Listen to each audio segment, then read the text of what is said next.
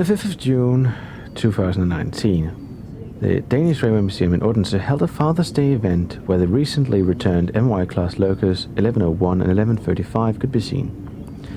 The engines had recently returned after a restoration and renovation in Sweden, where locos of this class are a regular sight, and therefore the operators of these engines have a great expertise on keeping these engines running. It is also in Sweden that the class were built.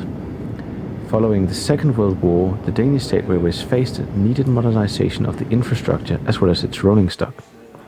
The State Railways had in the 30s been successful in carrying out a dieselization of part of its fleet, and as this had grinded to a halt during the Second World War, the railways were finally able to look for their next investment by the 1950s. The answer was found in the US, where General Motors had had a great success with locos of the class F2A, F3 and F7. Similar classes could already be seen on the American models in the 1930s, so it was a proven product that General Motors could offer. General Motors therefore asked Fricks in Aarhus, Denmark, and Nohab in Trollhättan, Sweden, if they were interested in building their locos on a license. Fricks said no, so the new engines ended up being built in Sweden. In order to make the new type fit under the European conditions, certain changes had to be made. They had caps at each end and were also lower than their American counterpart due to the different gauge. They were fitted with screw couplings and buffers and had a free axle bogie in order to reduce the axle loading. They were designed for a top speed of 75 miles an hour, which made them usable for passenger as well as goods trains. Furthermore, they were designed to be able to run in double headers with a driver on the lead engine, a feature that the State Railways didn't expect to get much use of. In Denmark, the type was classified as the MY-class, and in 1954 the first of the class arrived to Elsinore via the ferry from Sweden. The engine received the number 1101 and could be seen in a lovely maroon livery with the State Railways flywheel at the front. Strangely, the engines didn't carry numbers at the front, but after an inquiry from the king, they all received numbers there. The MY-class was originally equipped with the 567B engine, which produced some 700 horsepower, but was later equipped with the stronger 567C, which produced 1,950 horsepower. Already within their first year of service, the class produced results. The class ran 155,342 miles in the first year without any major need of repairs.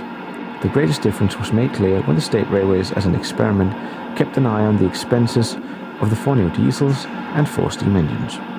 In the same period of running, the MY-class managed 542,764 miles, whereas the 4 steam engines only managed 293,132 miles.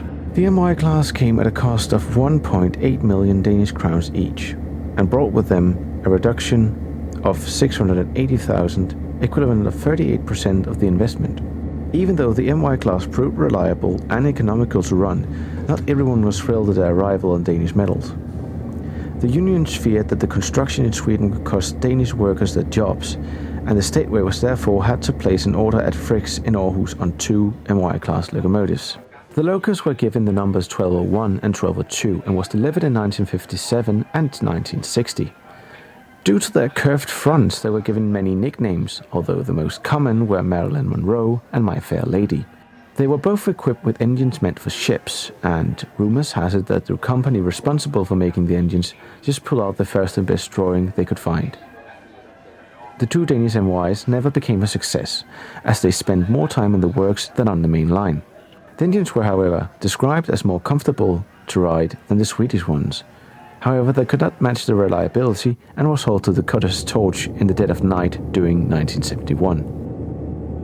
For the Swedish-built MY-class, the story was somewhat different. In 1954, an order was placed for 20 locomotives, and in 1956, another 20 were added. And when the last one arrived, the class numbered 46 locomotives.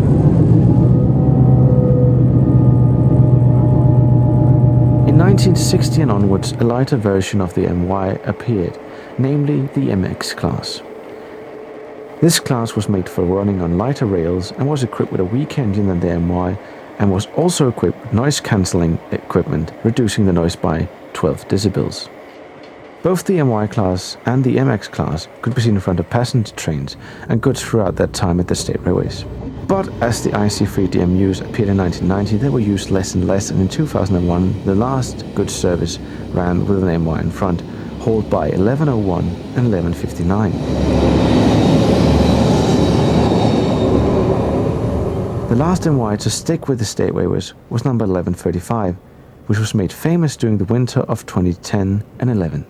Today both 1101 and 1135 are preserved at the Danish State Railway Museum in Odense, and the museum also had the last MY-class 1159 for a while preserved but chose to sell it, and it can now be seen working for Structon Rail.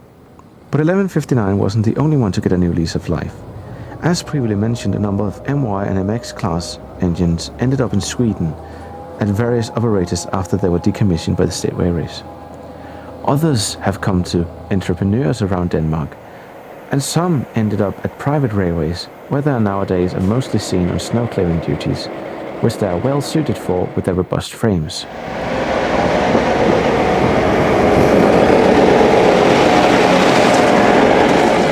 But you can also be lucky to experience an MY on rail tours. Other than the Danish Railway Museum's 2 locos, another MY 1126 is preserved at MY Heritage Trains in Hundested and can be seen several times a year pulling an intercity era consist around the country.